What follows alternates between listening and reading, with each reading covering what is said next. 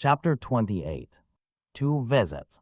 Like a newborn baby who never stops unclenching and clenching their waxy fists, moving their little legs, turning their head the size of a large Antonov apple in a bonnet, and blowing bubbles from their mouth, Avvasalam Izhnurenkov was in a state of perpetual restlessness. He moved his chubby legs, twirled his clean-shaven chin, made little ah sounds, and gestured with his hairy hands as if he were doing gymnastics on rubber rings. He led a very hectic life as a small-time fire insurance agent, though he wasn't really an agent. He just showed up everywhere and offered something, rushing down the street like a startled chicken, talking rapidly to himself as if calculating the insurance for a stone, iron-roofed building.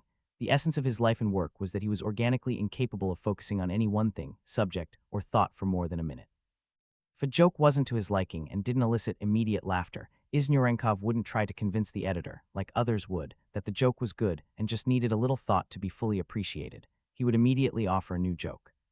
"What's bad is bad," he would say, "it's over."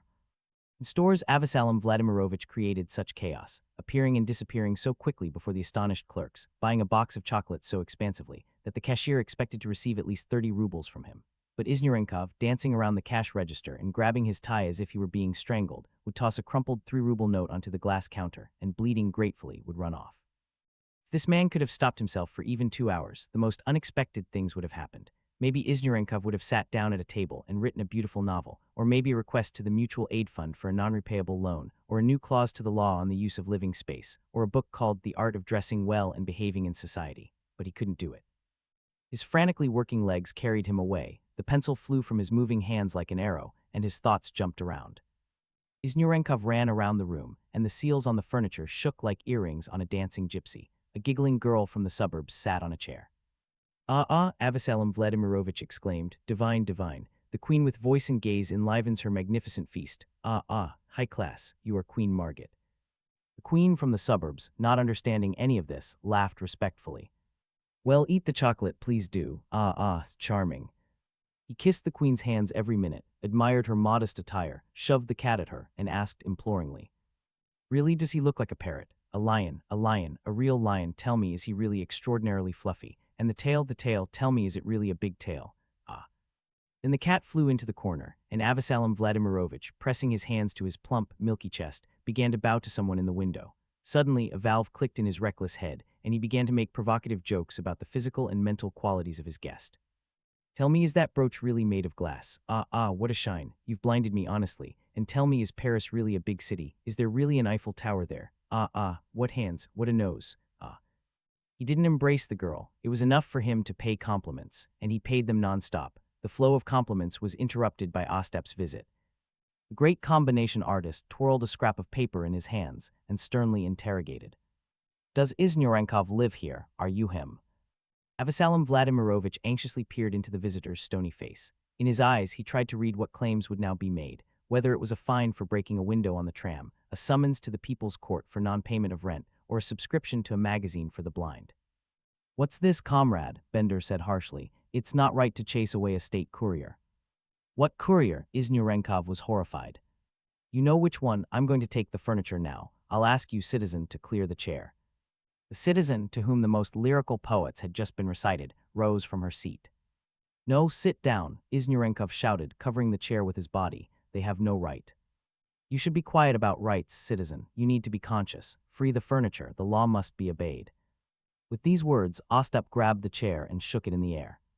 "I'm taking the furniture," Bender declared decisively. "No, don't take it." "How can I not take it?" Ostap smirked, walking out into the hallway with the chair. Avvasalam kissed the queen's hand and, bowing his head, ran after the stern judge. He was already descending the stairs. "And I'm telling you that you have no right. According to the law, the furniture can stand for 2 weeks, and it's only been standing for 3 days. Maybe I'll pay." Izhnurenkov swirled around Ostap like a bee. In this manner, both ended up on the street.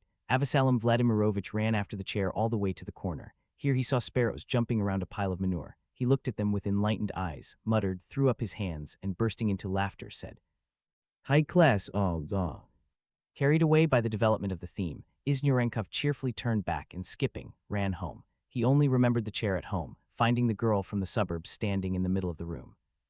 Ostap took the chair away in a cab. "Learn," he said to Ippolit Matveyevich. "The chair was taken with bare hands, for free, do you understand?" The furnishings of Ivan Apulow's room increased by one more chair. After the chair was opened, Ippolit Matveyevich became sad. The chances are increasing, said Ostap, but there's not a penny of money. Tell me, didn't your late mother-in-law like to joke? What is it? Maybe there are no diamonds at all. Ippolit Matveyevich waved his hands so much that his jacket rose up on him. In that case, everything is fine. Let's hope that Ivan Apulow's fortune will only increase by one more chair. They wrote about you in the newspapers today, Comrade Bender, Ippolit Matveyevich said ingratiatingly. Ostap frowned. He didn't like it when the press raised a fuss around his name. What are you babbling about? In what newspaper? Ippolit Matveyevich triumphantly unfolded the machine tool. Here in the What Happened During the Day section. Ostap calmed down somewhat because he was only afraid of notes in the exposé sections, our pins and abusers to trial. Indeed, in the What Happened During the Day section, in Nonpareil, it was printed. Hit by a horse.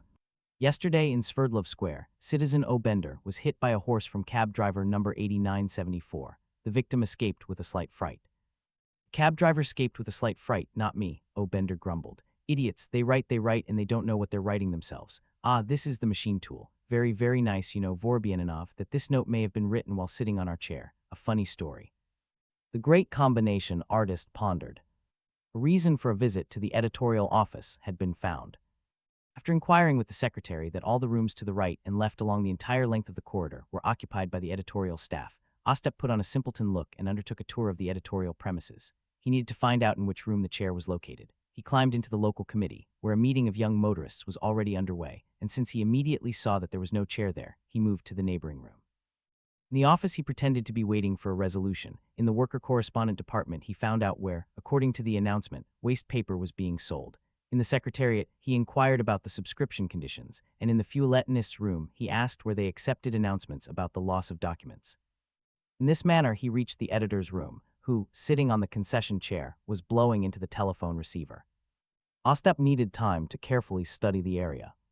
Here, comrade editor, a formal libel has been placed on me, said Bender. At the same time, he noticed that the room's window faced the inner courtyard. What libel? Asked the editor.